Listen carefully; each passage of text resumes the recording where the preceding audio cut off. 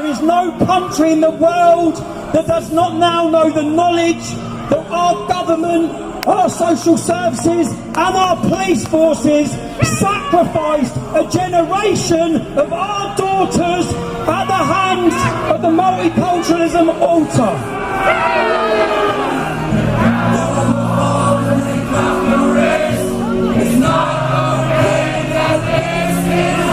Where is the sign?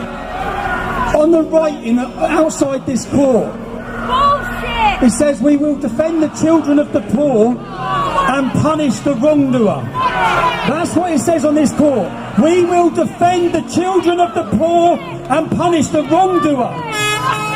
They have not defended the children of the poor. They are punishing the people who speak out in defence of the children of the poor.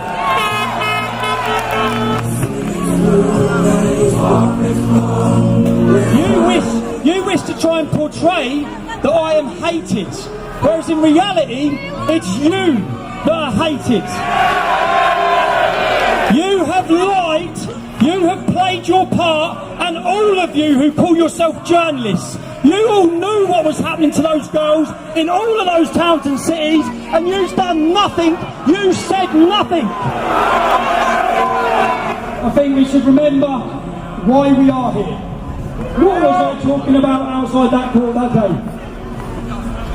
There are still young girls now in every single town and city that have been taken from us, taken from their mums as sexual slaves at the hands of Islamic gangs. I want to spend, if the intention of this imprisonment was to prevent the public having knowledge, I want to spend the next 6 months travelling to towns and cities that have been blighted by these problems.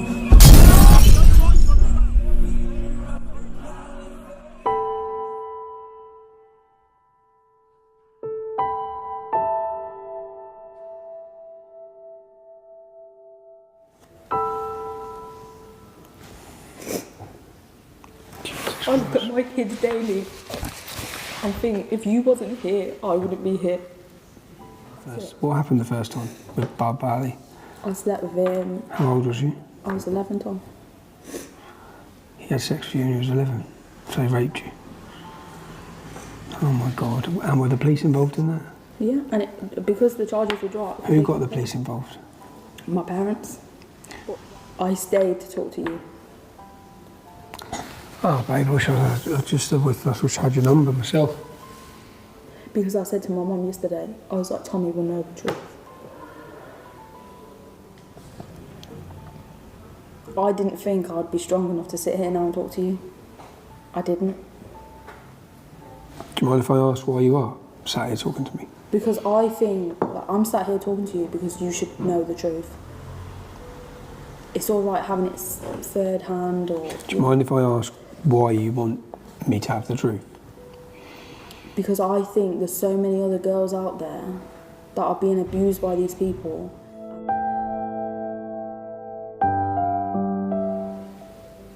Just be straight up and tell everyone the truth, how it actually happened.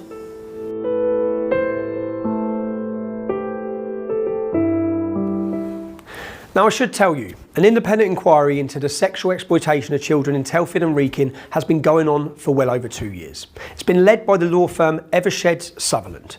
The problem is, and I'm quoting from its terms of reference, the aim and purpose of the inquiry is to raise public awareness into child exploitation in Telford during the period of the inquiry, and the inquiry wants to hear from survivors of abuse. But if accusations are made, the accused will be notified of the accusation and given the name of the accuser. That's a legal obligation. The accuser can object to the accused being informed, but then the inquiry cannot use their evidence. We have also been told that many of those who know most about what has gone on in Telford and Wrekin, the police, social services and counsellors, many of them are refusing to help the inquiry at all. The inquiry will do nothing to bring justice for the victims.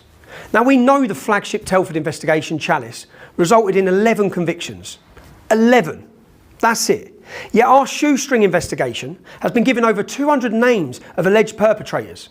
We also know the independent inquiry has been given over 300 names. We can shortcut the conclusions of the inquiry for you. The performance of the police, social services, counsellors, it was woeful at best, but more than likely a deliberate attempt to cover up these crimes against little girls for fear of being called racist, or in the interests of community cohesion, or, as we will hear and see, because of corruption. Covering things up doesn't create community cohesion.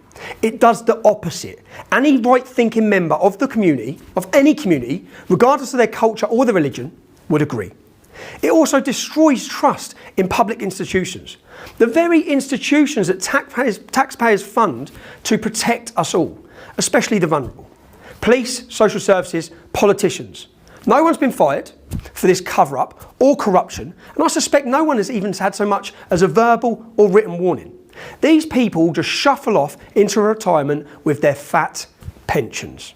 And the abuse is still going on today, right now, in Telford and Wrekin. Watch this. In terms of there's an independent inquiry going on at the moment, which is being hosted by an independent QC and an independent solicitor. Well, will that we be are supplying released to them. the We are public? supplying them with 40 years worth of information. 40 years? 40 years so how, worth for of 40 information. years children have been failed. So that the inquiry So can 40 years children have been full failed. understanding of the situation that Telford Wow. stays at this. It won't be released just like Yeah, that's right. The police in Telford have passed 40 years of evidence to the independent inquiry. They've known what has been going on in that town for 40 years, as of the council, social services and the government. And we know, and they know, it's still going on today.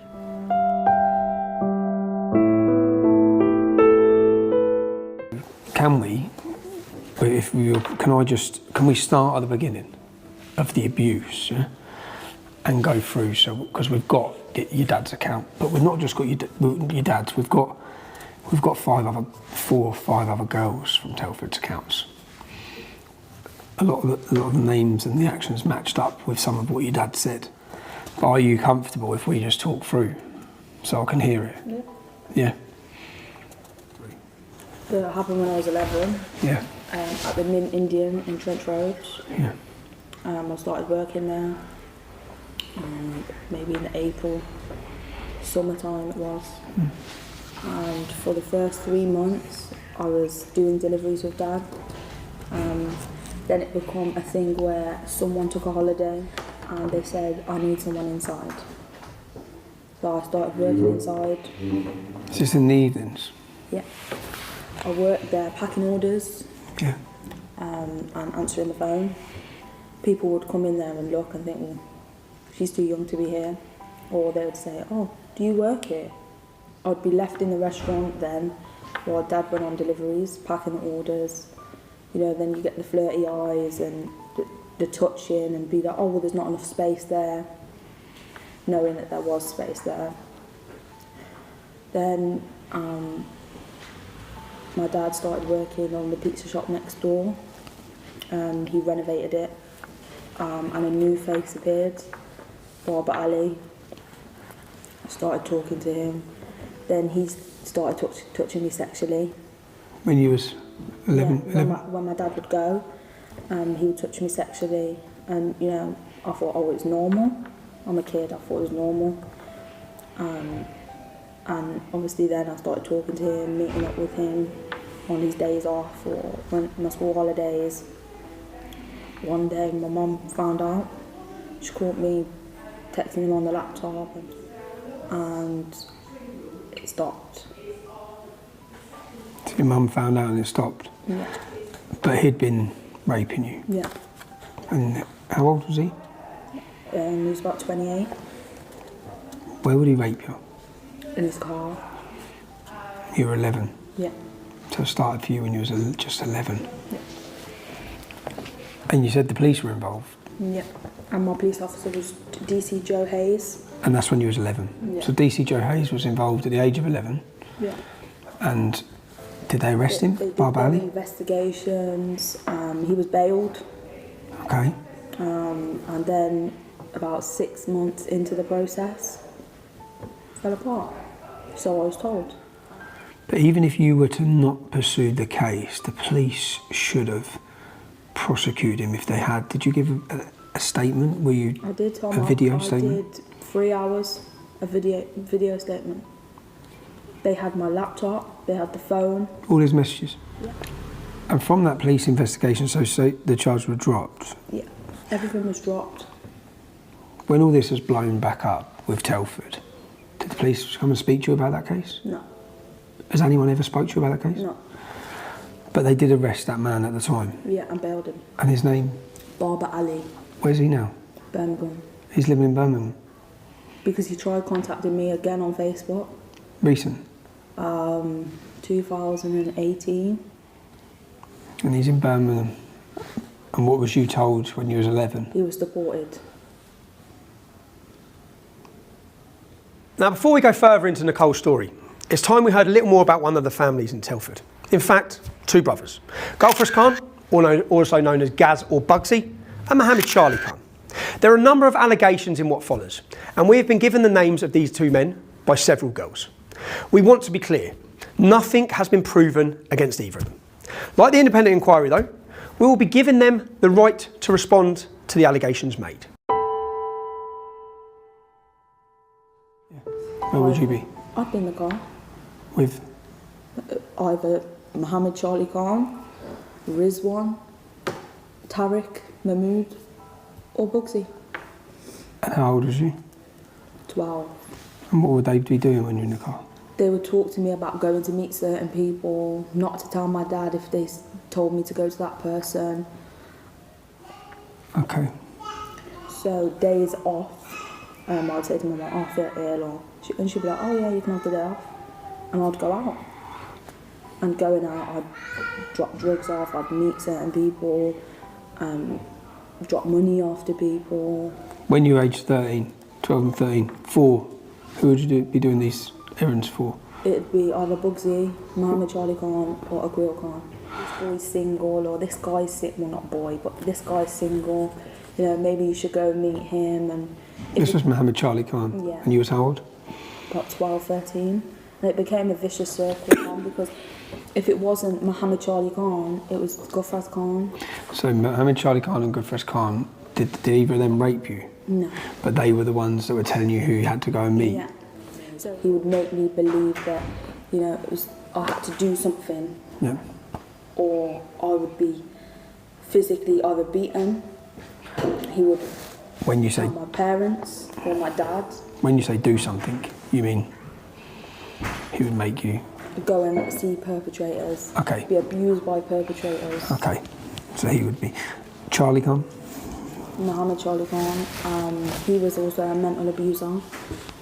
He would tell me to go and do things to perpetrators. Who are the main people instructing you and telling you who you had to go and have sex with? Mohammed Charlie Khan and Gufras Khan. Do you know what Mohammed Charlie Khan does? He's a solicitor, isn't he? He's a solicitor. And he lives at... So Mohammed Charlie Khan would tell you regularly the men that you had to go and meet when you were what age? 12, 13. And Gufras Khan was the same. That description sounds like Mohammed Charlie Khan was your pimp. Yeah. So you were controlled by these men for years? Yeah. They were in control. They would supply the drugs, they would supply the money, all because they're money laundering. So Charlie Khan and Gufras Khan were involved in the drugs? Drugs, because they supply it. They were supplying the drugs? And their nephews supply it. So if they've got no funds and they've got no drugs, little men will fall. They won't have nothing to abuse anybody. They won't have no instructor to be instructed by. So if I asked you, you lived in Telford, you were abused by many men, who was the kingpin? Who was the main organiser? Gufras Khan. Gufras Khan. Do you know what position Gufras Khan holds now? Are you aware? I don't. No? He's the chair of the Telford Muslim Forum. Believable. It's believable, isn't it? Man seems to have his fingers in many pies. And that's how we all see it.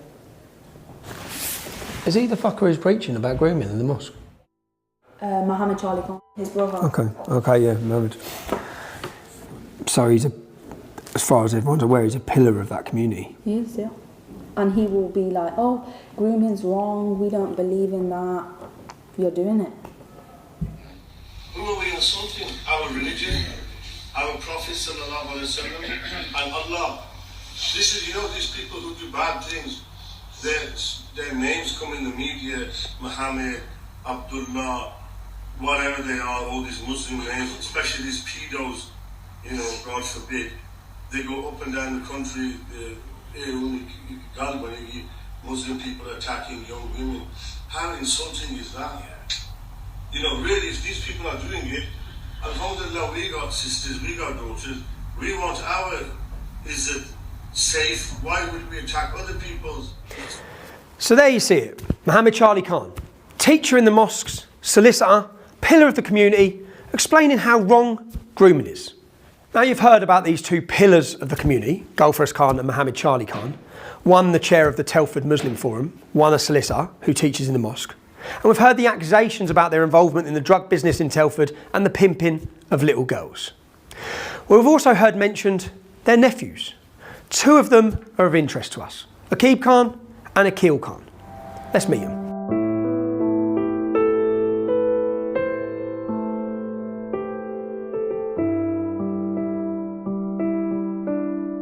See me in a Rolls Royce, a 6 or 7 star hotel, living my life to the fullest. Don't get jealous of me, cause I worked my ass off to get it. Nobody handed me nothing. Wake your ass up. Awaken the beast inside. It's game on. ਸਾਡੇ ਰੁਤਬੇ ਮੜਕ ਠਰਮੇ ਦਾ ਕੀ ਪਤਾ ਬਾਲਿਆਂ ਤੇ ਜਾਨੂ ਸਾਡੀ ਯਾਰੀ ਔਖੀ ਮਿਲਦੀ ਐ ਜੋ ਸੀ ਮਿਲਿਆ Punjab family not friends round here we stay loyal to the end round here someone tell me how the enemy sleeping it must be cowards that we're beefing all their death threats but we're still breathing when we catch one of them we got section 18 him GBH with intent round here I might show you. And for the police and members of the public who think taking a knee is a strong statement for Black Lives Matter or just for black lives or good for community relations, you're all fools. Here's what these Muslims make of your strong statement. Bobby Khan, another family member, commented on their post of the kneeling Telford police. B unit got the 5-0 on locks. That's the banana unit. Their gang has the 5-0, the police, on locks. They've got the police in Telford under control. And Bobby Khan says, dogs on their lead. Ha ha ha. His spelling isn't very good, but police, he's laughing at you. They are all laughing at you. We wasn't as interested in Aqib Khan, but as it happens, we can see from this article of Legal Futures that the Solicitors Regulation Authority decided, and their professional standards aren't exactly the highest, but they decided, what with Aqib being a convicted stalker, making threatening phone calls to a woman and following her in his vehicle? Aqib, was it the posh one that you rented for your TikTok video? Well, they decided you had better work your trainee solicitor arse off in a different profession. You were banned from working in the legal profession in June 2021. So unlike this website, it would appear that Aqib Khan hasn't got a legal future. But for this film, we're much more interested in the story of Aqib's brother. What do you want, Nicole?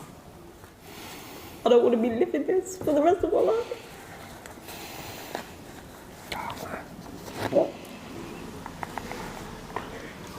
I want to be able to move on and bring my kids along. I've got 2 girls, Tom.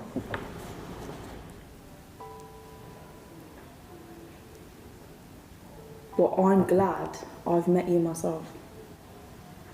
I'm glad I've met you, baby. Look, you obviously understand my objective in this is simply the truth. Yeah? If the truth doesn't fit certain things, I just want the truth. So Akil Khan was raped when I was 13 in his car. There was Matashba Farouk in his flat at Barnclose. I was 13. I went there numerous times, but at this time my dad found me.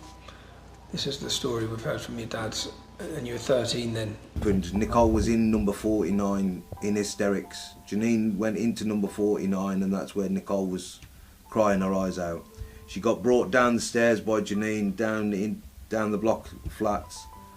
Well, obviously me and my brother, we were still up on the top floor. As I come down that block of flats and come out, I called the police and sat Nicole in the car outside. She was in hysterics. Her uncle John, he come to her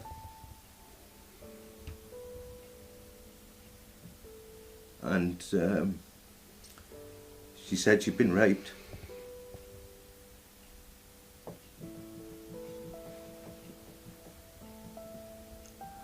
He was that hurt by it, he got out of the car and he couldn't wait for the police to come. He needed to go. And then Mark's brother, Paul, he sat in the car with her. She'd explained to him what had gone on. And then the police asked him to go to the police station. And he said what was said in that statement. It was heartbreaking, and I'll never forget it from that day to this. Of what they did to her? Yeah.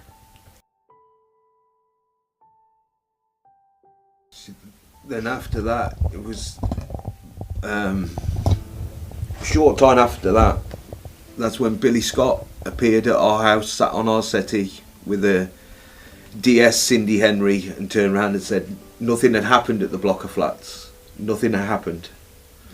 And who raped you in that flat? Matash Farouk. Just him? Yeah. How old was he? He must have been pushing his 30s. And this is when the police were involved? Yeah. But you were already pregnant to a kill, okay, so when you've gone But to at that time, I didn't know, so I started feeling really ill, and I came home from school and I was locking myself away, and one day I thought something's not right, so I got my own test and come back positive, and I was at school. I was like, what am I going to do? And I didn't tell anyone, so I found out about 3 weeks before, and my nan said to my mum, you need to do a test. And obviously I did it. And so then when you've done that, police have got involved. I guess you give a statement explaining about Kiel and explain. Well, I've got, Tom, I need to call the police because I've got a big file, like that I've wrote myself. It's like a diary of every account that happened, every person, every name, every address, every phone number, every registration number. I then told Akil Khan because when I found out, so I was in a situation that I didn't know what to do, and I got offered £20,000 to keep the baby by Gufraz Khan. Gufraz Khan offered you £20,000? Yeah. There was also Sham Hussein, he's from Birmingham. That started when I was 12 until I was nearly 14. He raped you? Yeah, he raped me in his car. We went to Newport, there was a field, and we drove down that field, like a back lane. How old was you? 13 and a half. And what's his name? Sham Hussein, and he had a silver Corsa, 12 plate, like new shaped. And he took you out was it pitch black in the middle of...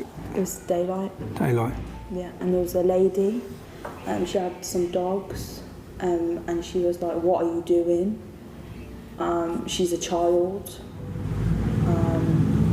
Then there was Cam Khan. He took me to the back of Shifnal to buy a tree and raped me there. I was about 13.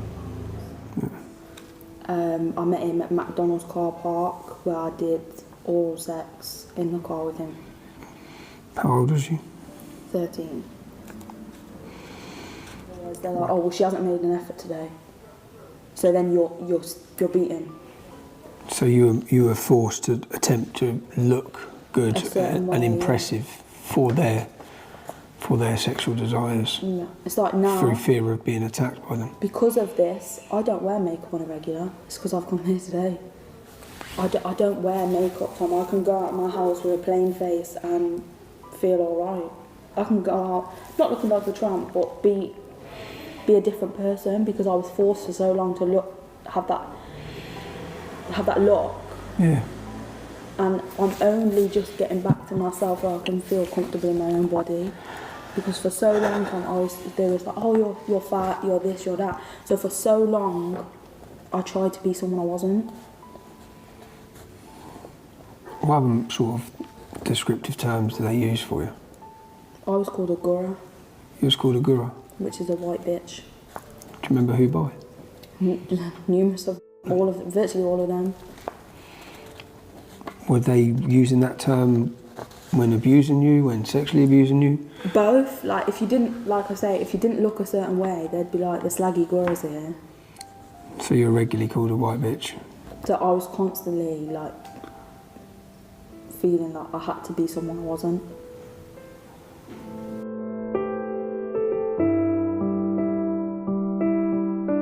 What we've done is we've sat with 4 or 5 girls. We've got names, we've got a wall, the whole size of that wall, yeah, with who they are, their links, their family trees. It's all that you're going to tell you know more than anyone. It's all intertwined. Yeah. The ages you were. I want you to understand the scale of the investigation we've done. We've sat down, along the top here you'll see survivors. They're survivors, not victims. You'll see that from the courage they show during these series. We have survivors, we have their parents.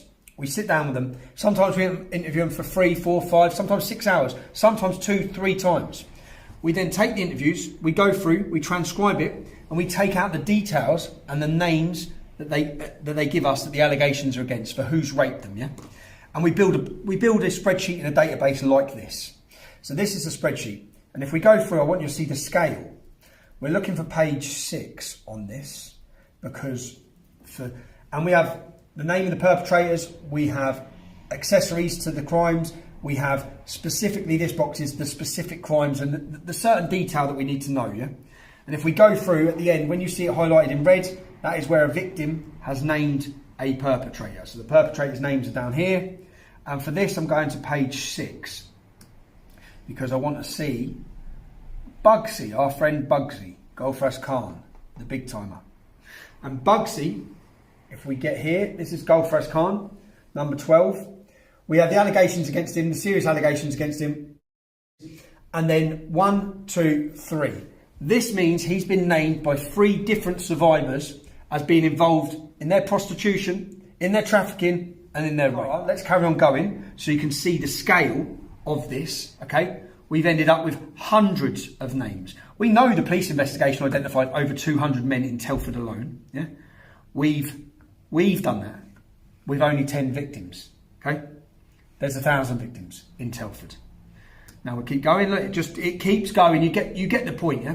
I just want you to realise the scale of the investigation we've done. We've done our homework, we've pieced it together, and that creates what we're going to see now. This isn't all of them, okay? And I've separated these into tribes because they separate themselves into tribes. These gangs, there's different gangs that operate in different parts of the town. We're focusing on this, okay? This is the family tree we're looking at the minute. We have Bugsy, we have Charlie Khan. We have allegations against pretty much every family member, okay? But we're going after the ones with multiple allegations. And when you say you met them, the names you just listed, this is you're 12 years old, you're working in this Indian restaurant. Did you have, was there abuse from each of them? With Guru Khan, as we know. I got pregnant when I was 13, went from abortion. So Aqil Khan. ਸਾਡੇ ਰੁਤਬੇ ਮੜਕ ਠਰਮੇ ਦਾ ਕੀ ਪਤਾ ਬਾਲਿਆਂ ਤੇ ਜਾਨੂੰ ਸਾਡੀ ਯਾਰੀ ਔਖੀ ਮਿਲਦੀ ਐ ਜੋ ਸੀ ਮਿਲਿਆ ਪੰਜਾਬ ਅੰਗਰੇਜ਼ਾਂ ਨੂੰ ਇੱਥੇ ਲੰਡੂ ਫਿਰਨ ਬਥੇਰੇ ਜੋ ਟੋ ਕੇ ਵੇਖਣ ਜੇਬਾਂ ਨੂੰ ਤਾਂ ਹੀ ਮੁੱਢ ਤੋਂ ਆਸਤਰ ਬੰਦਿਆਂ ਨਾ ਸਾਡੀ ਮਿੱਤਰ And was he regularly? Was he sexual contact? Was he raping you? Yeah, it was sex, yeah. It was sex. How often? It was just the once. Just the once? Because I knew it wasn't right. Like, something wasn't right. Like, they were getting me to do things, otherwise they would blackmail me. Do you mind me asking what they were? They would blackmail me and say they would kill me. Yeah. They would go and tell my dad, and that was my biggest fear, telling my dad. So Aqil Khan, you said he's raped you when you were 13. Yeah. Well, you were impregnated, yeah? Where did that happen? It happened on Donington Boxing Club car park. I've been there. And he took me, do you know where the Esso Field is, by the McDonald's? Yeah. Took me to, like, there's a theatre there, and it happened on that car park. So when you met the police and you've given them all this information, You was willing to be a witness in the case? Yeah. What happened? Well, it's like information was given from my dad, accounts from my mum of what she knew, and all of a sudden it was NFA, and it was like. So you've given the police a catalogue of names, locations, dates of rape, of abuse, and what did they? And so from your point of view, at that point, how old were you in 2013?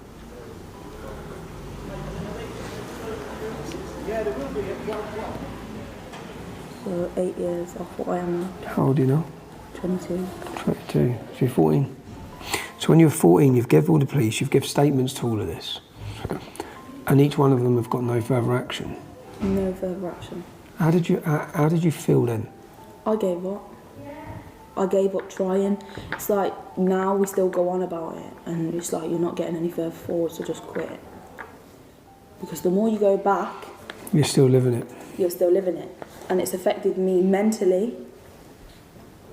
You know, it's affected my life. But I can't. Yeah, I don't go to a GP and be like, oh well, I've got this wrong. Have you had counselling? This wrong. No. You've never had any counselling? Have you been offered counselling? From nobody? No. Would you like counselling? I would, because I've got PTSD, anxiety and depression. And I feel like I've got a big weight on my shoulders. You have got a big weight on your shoulders, babe. But I move forward, Tom. So you're 14 years old, all the charges have been, there's been no further action. Was you given a reason for no further action? Well, I wasn't, but they were. Okay, so one of these men, you were pregnant, you had an abortion.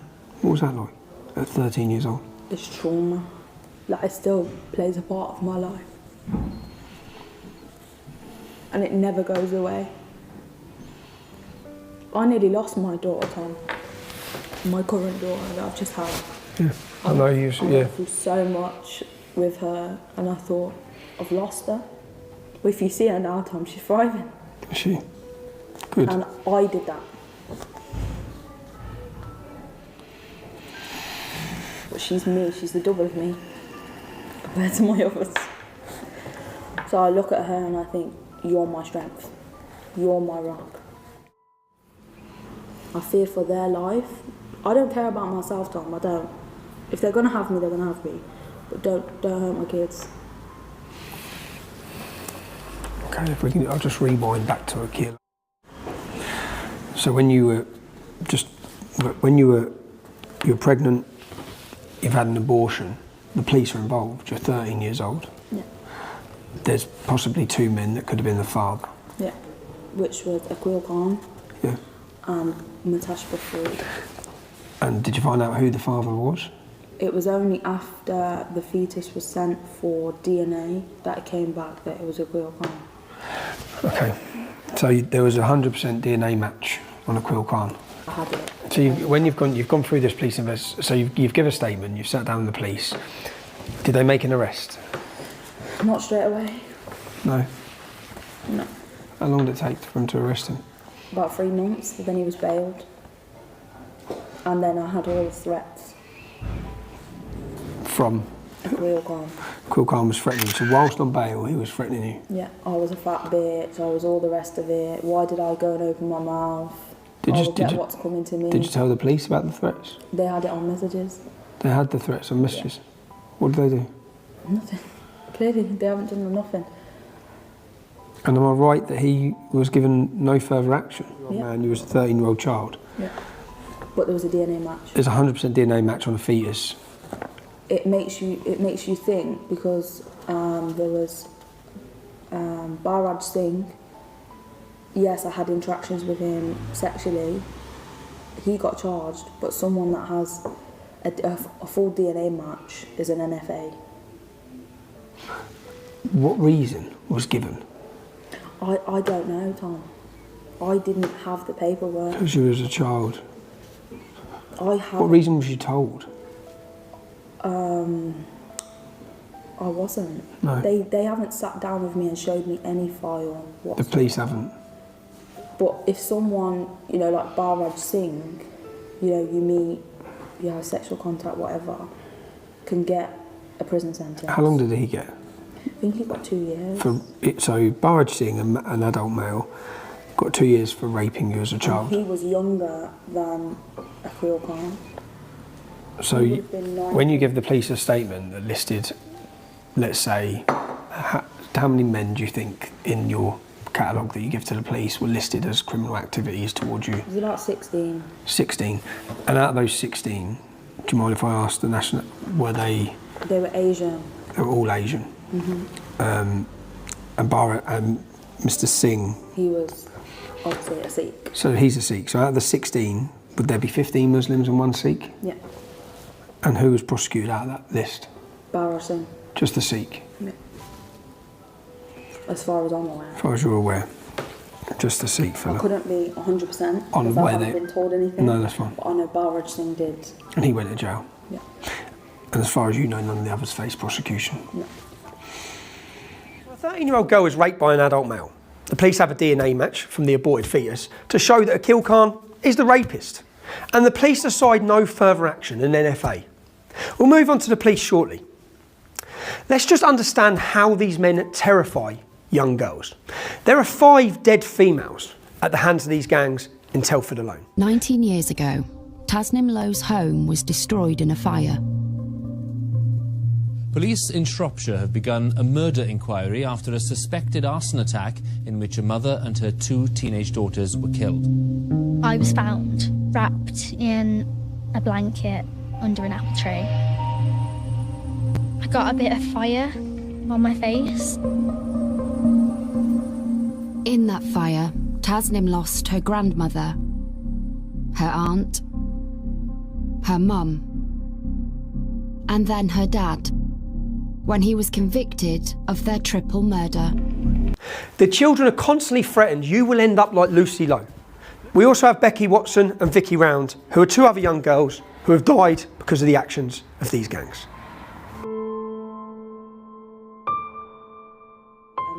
Also, Gufraz Khan didn't physically abuse me, but he was mentally abusing me. Like if I said I wouldn't do something.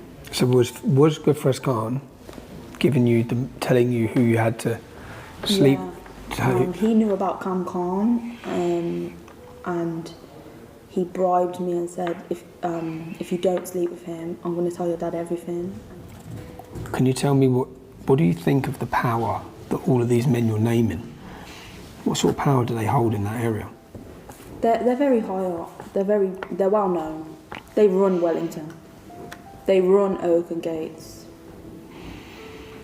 And anybody that knows anything about them, they will do anything to hurt them.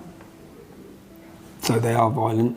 They are violent people, and if you don't do what they say, they'll do things to you.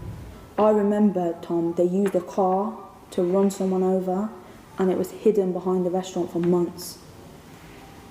To take you back to when you were 13, from 11 to 13 or 14, just how scared, when you're going to have to meet these men, how scared are you? I was petrified. And I would play hell if they wouldn't let me go, my parents. If my parents wouldn't let me go out, I'd play hell. Because I'd know, when I did go, the consequences. Which were? It would be people, they would hurt me, Tom. Physically? Physically hurt me. And I'd have bruises. I'd come home, go straight in the bath. I'd shut everyone out. Because I knew if my parents said, no, you weren't going out, they would hurt me. So I would kick off a big fuss to go. How would they treat you when they... Well, was this a matter of old men having sex with a young child? It was more like... Were they physically violent during, whilst raping you? Yeah. Were they? It was violent, and you know, it's horrible. It's just torture, and I felt I was tortured all the time. It wasn't the fact that, you know, they fill your head with nonsense. Oh, she's pretty, she's blah, you know, oh, she hasn't made an effort today. You know, you had to look a certain way all the time. So if I didn't have like my makeup or whatever, I'd kick off.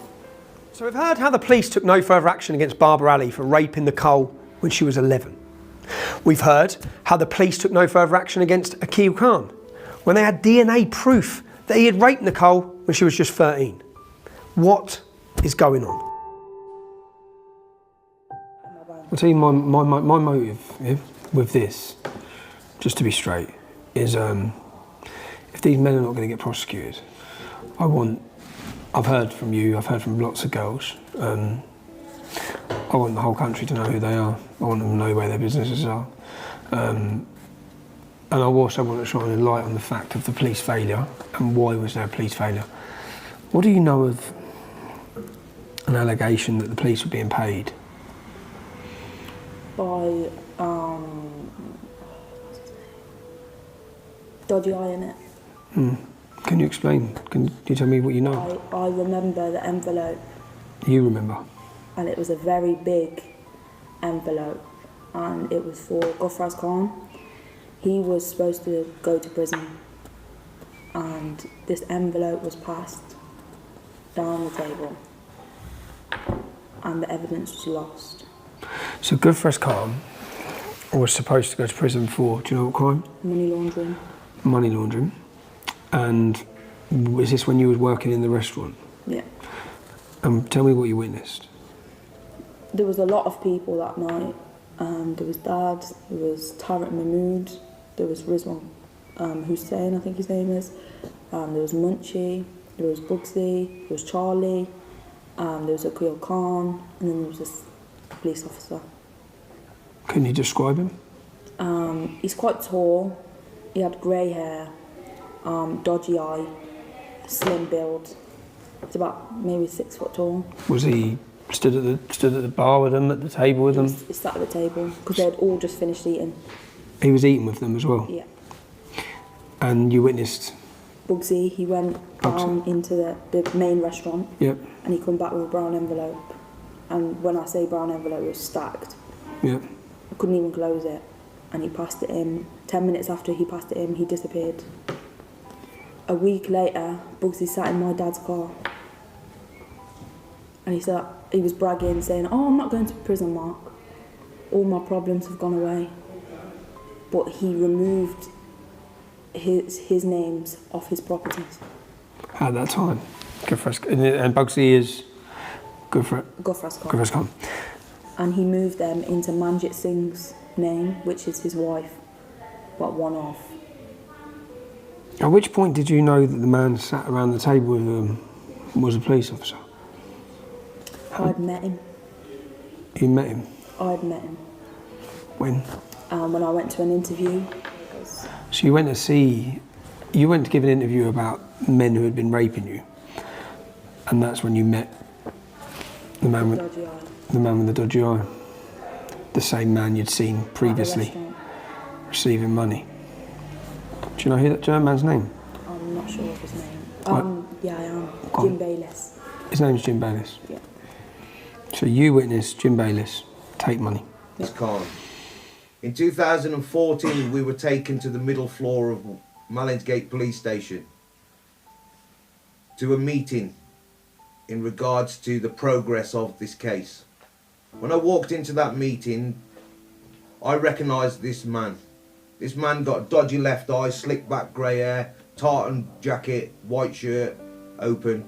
And the first words he said was, "Take as much information off that man before he leaves this building." And he left. The penny dropped.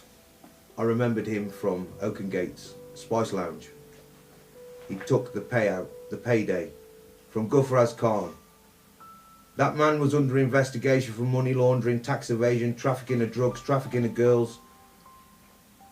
And the whole investigation of 5 years completely collapsed. Have you ever mentioned any of this to any police officers? No. I was too scared, for my protection.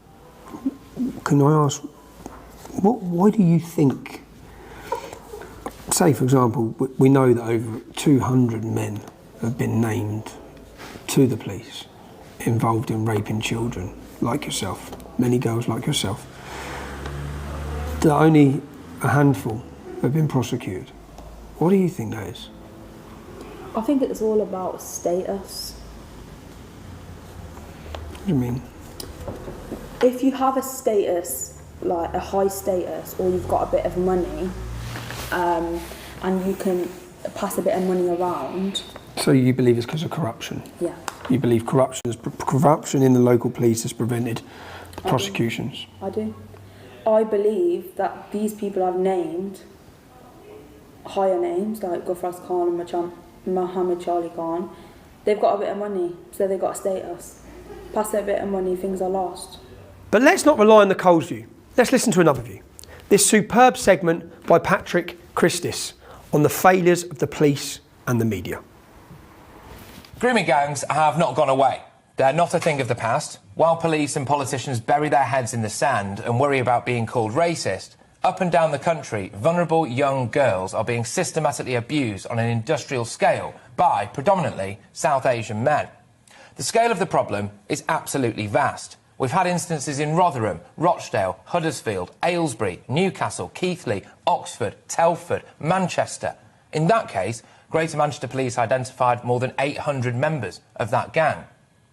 When the initial Rotherham grooming gang scandal broke, I think it shocked people. A report into it unearthed that an estimated 1,400 children had been sexually abused in Rotherham between 1997 and 2013 by predominantly British Pakistani men. The abuse included gang rape, forcing children to watch rape, dousing them with petrol and threatening to set them on fire, threatening to rape their mothers and younger sisters, trafficking them to other towns. There were pregnancies, one at age 12, terminations, miscarriages, babies raised by their mothers, babies being removed, and of course, trauma caused and lives shattered forever. And it doesn't just stop with police. It runs right through the media. When the Telford grooming scandal happened, it was, at the time, the UK's largest ever child exploitation case. How did the BBC report it? They put it as a secondary story on their local Shropshire page on their news site. So if you wanted to find out about the UK's largest ever grooming scandal, you had to go to the local news section of the BBC website and scroll down a bit. Presumably this, again, is because they didn't want to stoke racial tensions. But isn't there already racism involved? Reporting the facts is not racist. Predominantly South Asian grooming gangs systematically targeting young, vulnerable white girls because there is a sense, in my opinion anyway, that they're lesser than other people or that they don't matter as much. I'd argue there's an element of racism involved in that, isn't there? Our reporter Kevin Larkin revealed live on GB News yesterday that in Rotherham there are apparently multiple cases of child sexual exploitation taking place, and it appears, although police and the local council vehemently deny this, that the investigation into this is half-baked to say the least. There is an allegation that police have been told about a property where CSE takes place after 10 p.m, and apparently they sent a police officer round at 6 p.m. and concluded that nothing bad was going on. Instead of treating the tens of thousands of vulnerable child victims as an inconvenience, why don't police treat them for what they really are? Human beings who are being broken. Doing nothing for the victims for fear of being called racist is racist. Racist against the vulnerable white girls being targeted by these Pakistani Muslim men. Doing nothing for the victims for the sake of community cohesion. Well, it does the opposite. It destroys trust in public institutions and it fuels rage in all those who can see the truth. GB News sees the racism, the incompetence. It hasn't yet seen the police corruption. One last thing, one more thing. I have to be 100% sure that the Jim Bayliss we've identified and we've found is the one that Nicole has made allegations against. So we need to go catch up with Nicole one more time so she can identify him. Good. I've just got one more. I think this was important. I'm 100% sure about everything. In our interview, you named a senior police officer, but I need to know that we're 100%. Yeah. I want to ask if you can look at these pictures. Yeah. Take your time. Don't rush it. And tell me if you recognise any of these men as being the man that you saw at that table. Take your time.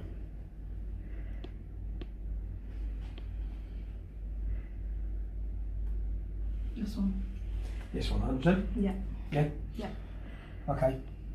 1,000%. 1,000%? Yeah. Okay, I'm sorry for doing this. I mean, I have to be 100% before I make an approach. That's absolutely fine. Yeah? Yeah. Thank you, Nicole. And just like in other towns and cities up and down the country, we know it's still happening here. Listen to this recent Facebook post in Telford. It took just 2 minutes to find online, and I'm sure there's plenty more. Do not get into a go-kart taxi on your own. This evening, I was on my way home and the driver went such an unusual way to how they normally do. I didn't really think anything of it at first. I just thought maybe he goes a different route that he prefers. But then we ended up going the complete opposite way to where I had requested. He then powers off the phone that was tracking where we were going and pulls up into some building estate, not a clue where, turns the engine off and looks at me. Me being me, got straight out of the car and walked to the closest sign I could find and rang my mum. He then pulls up alongside me and repeatedly tells me to get back in. I mentioned the fact I'm on the phone to my mum and he speeds off. It was a very scary encounter and I wouldn't wish it on my worst enemy. Please be careful when booking with go-cars and do not get in on your own. The accounts from Nicole's years of abuse at the hands of these men are heartbreaking and they're endless. Remember, apart from the DNA evidence that Akil raped Nicole when she was 13 years old, nothing's been proven. So we think it's time to ask Gulfrest Khan, Mohammed Charlie Khan and Akil Khan for their side of the story. We must also question Jim Bayliss about the accusations of corruption that he's been working with these gangs. A brief on what this is, yeah? We've spent the last 12 months investigating rape gangs in the town of Telford. We've sat down with multiple victims. For example, this is the story of one victim. Every name you see written in black is the name of a man that has raped her. One child this is. We've sat down with multiple victims, okay? And we've got over 200 names of perpetrators. We know of over 200 men that have been involved in rape in this town. We have the targets you'll see here. We have many targets, many family trees. Just so you understand, the allegations are these men control the drugs in the town, they control the prostitution, they're heavily involved in violence, okay? Today's targets. Gaz Khan, he is the leader of the Telford Muslim Forum. They're all high ranking, yeah? Charlie Khan is a solicitor and he preaches in the mosque. Akil Khan, he's impregnated a 13-year-old child. None of them have been charged, none have been arrested. We understand why when we got into this investigation, because we have allegations that a former senior police officer in Telford has been spotted with these gang members, has been taking money off them. I need to know every single detail about all of these men. I need to know where they live. We need positive IDs on them. We need to make sure that we know it's the right house. I want to see where they are. I want trackers on their cars. I want you to follow them. I want you to get up close to them. Every single one of their moves, yeah? We're starting on these, but we've got dozens of targets. We started off, we were going to do a film just on Telford, but we want to tell each individual victim's story now, because there's so many targets to highlight. So if we can, we'll start there. We'll just start, get out, we'll meet again. I just need to know every single thing about them, because the purpose of this is for me to give these men a right to reply. There's allegations at all of them, not by one victim, yeah? By multiple victims who do not know each other. That's the point. So we need to see what they've got to say, and I think the British public will want to know who these men are.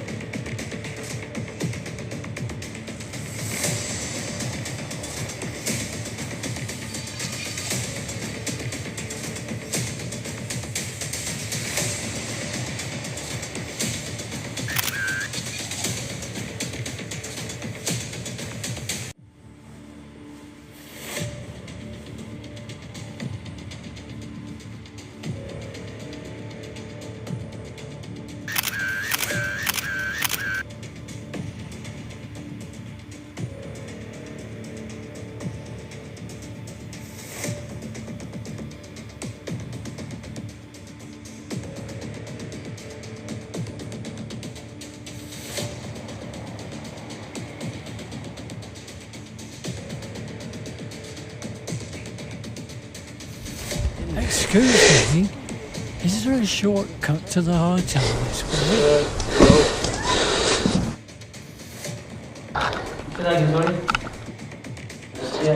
Give her that number at 7 o'clock to contact me. We're live. This is Akil, he's come out of his house. This is the vehicle of one of our surveillance teams. Now, the reason why this is so important, because they can get up close. They have zooming cameras at the front, zooming cameras at the back. We can position ourselves near any of their houses. We can identify specifically that it's them. This is important because I need to make sure I'm approaching the right people with these serious allegations. This is where the film gets interesting. I cannot publish these allegations against these men without giving them their right to reply. So we're going to go find them.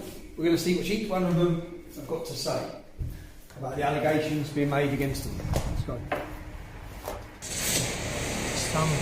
Stand by. X-ray +1 are out. Moving to their car. They've entered their car and they're pulling off. Orange 1, over to you.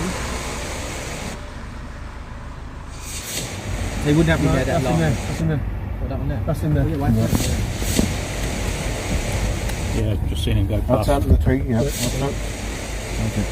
I won't sit too blatantly then. Got him. Left.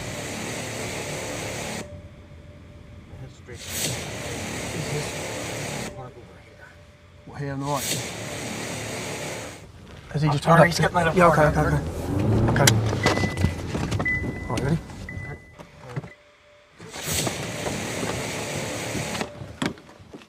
Bugsy, how you doing, mate? My name's Tommy Robinson. I've got to ask you some questions about my documentary, The Rape of Britain. We have serious allegations from children who say that you were involved in the rape and prostitution of them, that you were a kingpin and having them trafficked. Well, can we talk? I've got some questions. We have accusations that you trafficked young children. You trafficked young children. You were the kingpin. You chose who they were raped by. You prostituted them. What is your relationship with Inspector Jim Bayliss? Bugsy, what is your relationship with Inspector Jim Bayliss? This man, what we need to know is that these children, these are allegations against this man, and the allegations have come in from children who have fled the country. These children are in hiding. They're a decade on, they're suicidal, they're damaged, mentally, physically, destroyed, And these men, all the men the allegations against, just so people know, are living the life, driving their sports cars, living in big houses, and have the rule of this town still. They haven't been driven from their town. None of these people in hiding like our victims are. So, their allegations, you're going to see the allegations, you're going to see Series 1, Series 2, Series 3, Series 4, Series 5, and so we know there are multiple victims who do not know each other who have alleged this man has trafficked them throughout this town. Come on, let's go. Whereabouts, sir? Is he in KFC car park, yeah? He's right at the drive-through. He can't get out.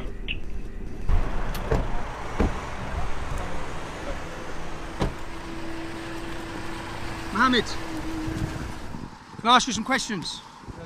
How you doing? I'm doing a film about the rape of a generation of our daughters in Telford.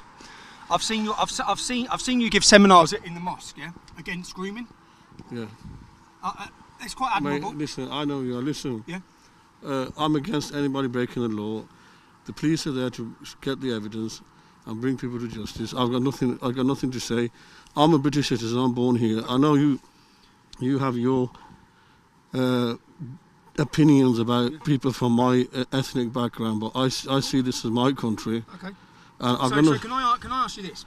Mate, I've got nothing to say to you. I'll just ask you this one question. Come on. Why would 3 individual girls who do not know each other all be telling me and giving me statements that you have been involved in their grooming, in their trafficking, and in their prostitution? 3 girls that do not know each other in this town. Why would they be telling me that, Charlie? Listen. This is complete a lie. I have never ever been involved in any of this business or anything like that. I've been married for over 20-something years.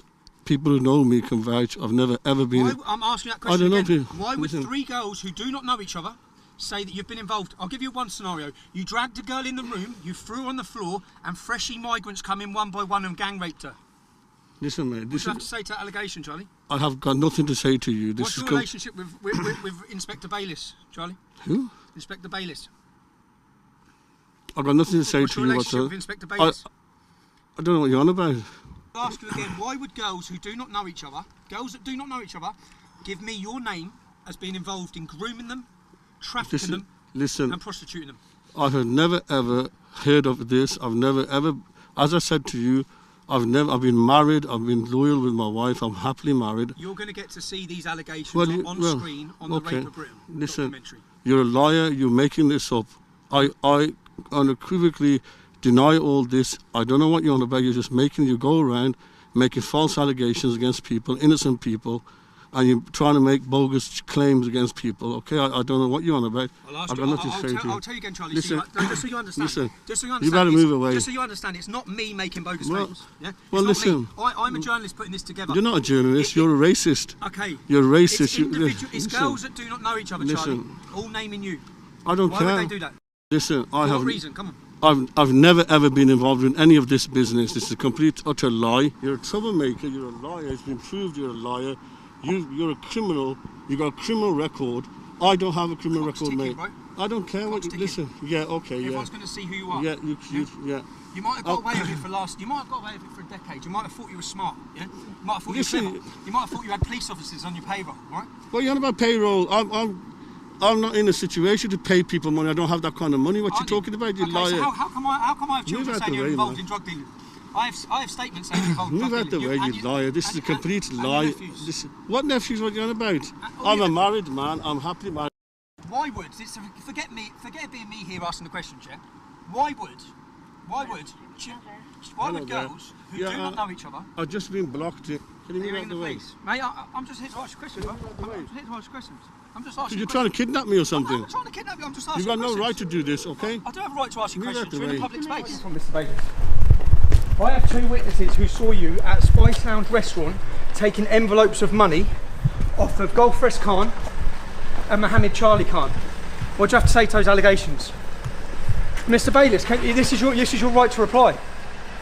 Over 200 men's names were identified by your police investigation, but only 11 were charged. Why is that? Did you have anything to do with the case is collapsing? Mr. Bailiff, this is your opportunity to answer the questions. You have nothing to say. Do you think men should have been prosecuted for the rape of children in Telford? Did you play your part in making sure they didn't? Mr. Bailiff. Inspector Bailiff, this is your opportunity to answer questions. Why did you leave the police force?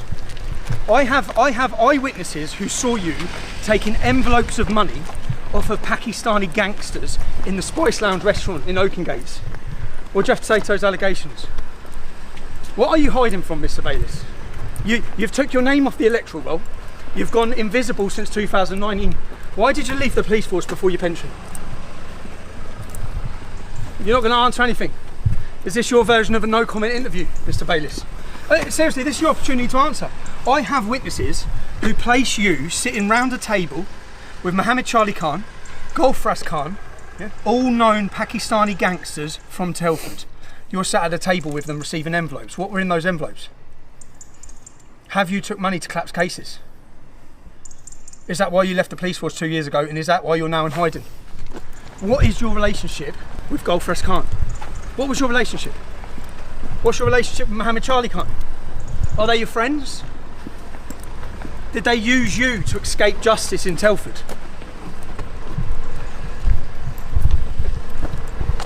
Nothing to say.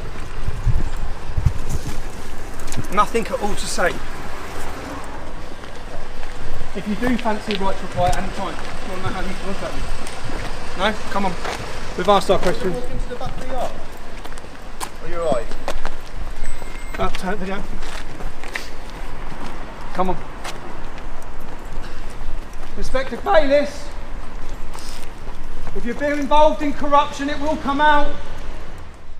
Let me be clear again. No charge has been brought against Gulfrest Khan or Mohammed Charlie Khan, and they both deny the allegations being made against them. Although we know Akil 100% impregnated a child, we've not been able to get a response from him. Jim Bailiff, given the same chance to respond, said nothing at all. We have testimony from multiple witnesses on camera making allegations against these men. However, nothing has been proven. What we do know is organised gang grooming, abuse and rape of vulnerable young girls has been going on across the UK for over 40 years, and it's still going on today. So many lives have been destroyed. And if the people we elect to lead us genuinely want to achieve community cohesion, they would do well to recognise the nature of these crimes and apply English law without fear or favour, free from misguided political influences and free from misguided cultural sensibilities. English law for historic crimes, for now and for the future, regardless of the characteristics of those who commit the crimes. The government, the police, social services, local councils and the media, where are you? Where have you been? Where is the protection of the poor? Where is the punishment of the wrongdoer? Where is the exposure of corruption? And where is the drive to bring criminal gangs to justice? Will you stop the destruction of yet more lives? The destruction of young girls like Nicole? For the people of Britain, for the British public, for you watching this, we can and we must shine a light on the darkness within our communities. We know right from wrong, and we cannot allow this evil to be ignored. To Telford Council, to Telford Police, to all those people with dirty hands, just you prepare yourself for Series 2.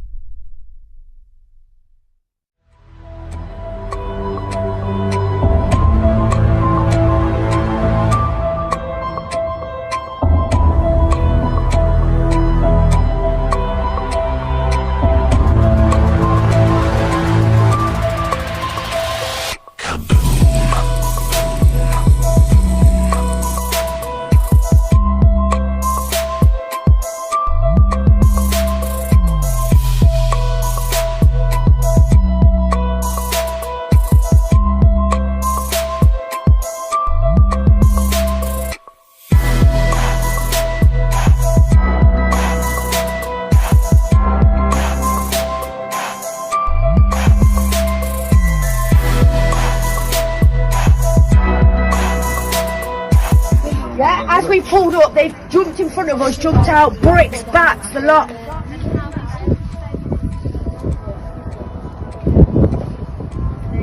Fucking hell. He pulled up here as we come out and he's just come and smashed the car up. Asian male, sorry. Yeah, they were all Asian.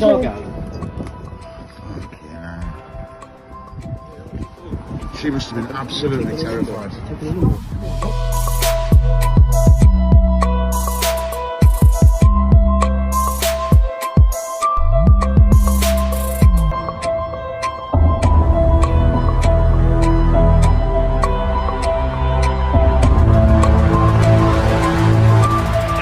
So what's happened is 2 days ago the window was smashed.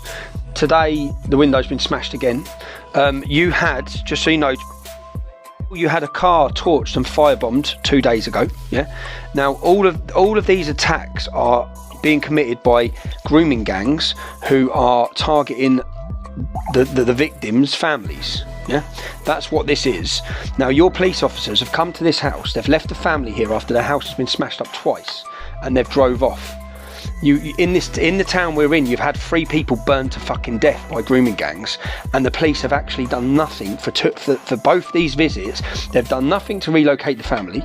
They've done nothing to secure the family. There's no firebox letterbox. There's no fireproof letterbox been put on the house. It's like they're just sitting ducks being left here. And I find out, and so they are in danger even now in the house.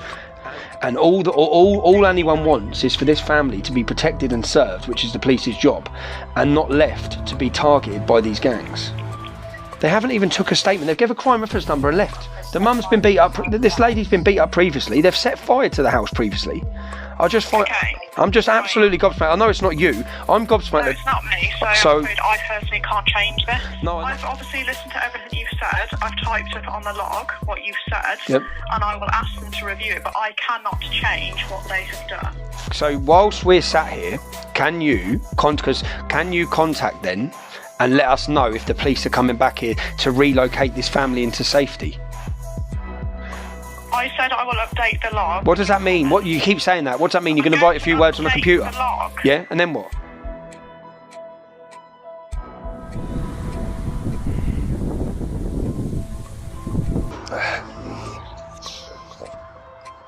This is the last van load. I've done four runs, and then it's sad, isn't it? It's sad. But the family at least will be hopefully somewhere safe. Well, they will be somewhere safe. Their stuff, don't know how long it's going to remain in storage until the council can get them a new house. But it's a travesty that the families of survivors are having to leave this town whilst the men roam around like they own it.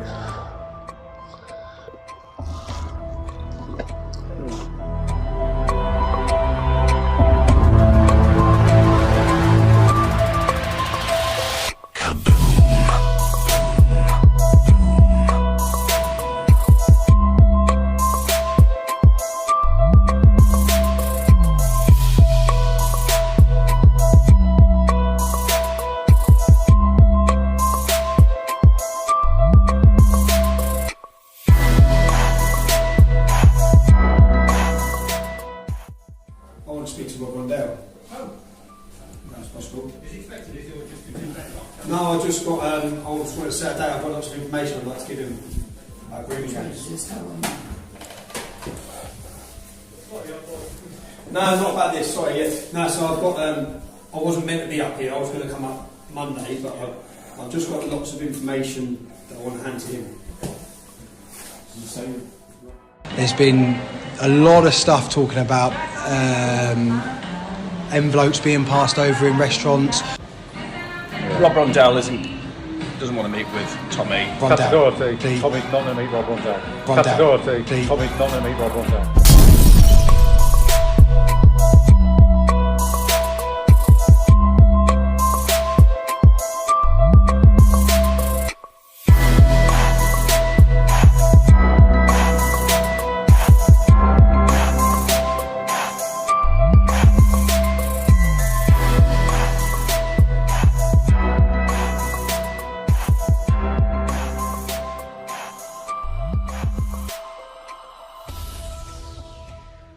Value the work we do? Do you value the content we brought you? Do you want to see more of it? Do you want to see the paedophiles looking over their shoulders? Do you want the establishment rattled? Wait until you see the work we will bring you, the content we will bring you. We can't do it without your support. It costs money, security, travel, expenses, surveillance, all of it is money. Please do your part. If you want to become a producer, you can sit there and watch our next film and think, I made that, because you would have made it. If you support us monthly, sign on this donation link. Urban Scoop needs your support. Help us make the content to make the difference. Thank you.